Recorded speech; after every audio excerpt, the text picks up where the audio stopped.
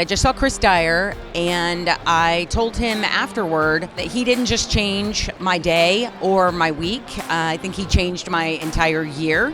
50% of the meetings you're in right now are totally not worth your time, and you should not be in them, and I need you to stop doing them right now.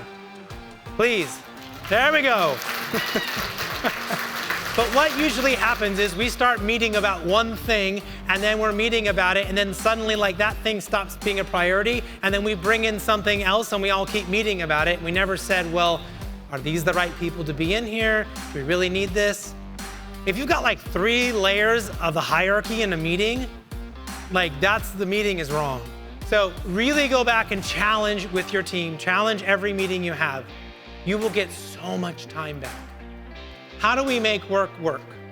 Talked about how do we understand what and why is happening. We talked about how we can be the sense makers at work and with our clients, but how do we all get along and do a little bit better from a culture standpoint so that we can be more effective? I just saw Chris Dyer speak today, and I really enjoy the yes mentality and saying yes to everything you can. I like that mentality and approach. I'm going to definitely try to implement that into my life.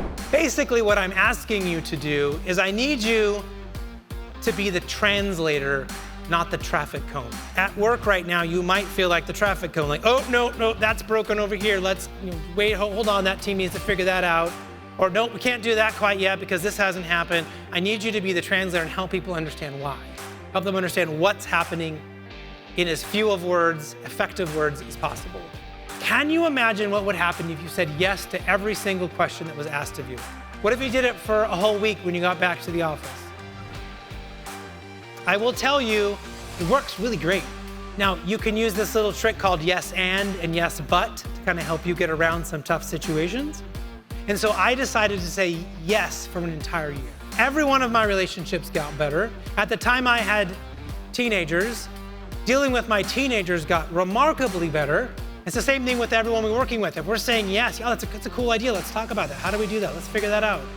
Ultimately, what I'm challenging you to do is to make sure that you are not allowing these things that you should be changing to rule you, because what you are not changing, you are choosing. Something is not right in your life, you need to change it. I'd just like to thank Chris for coming in today.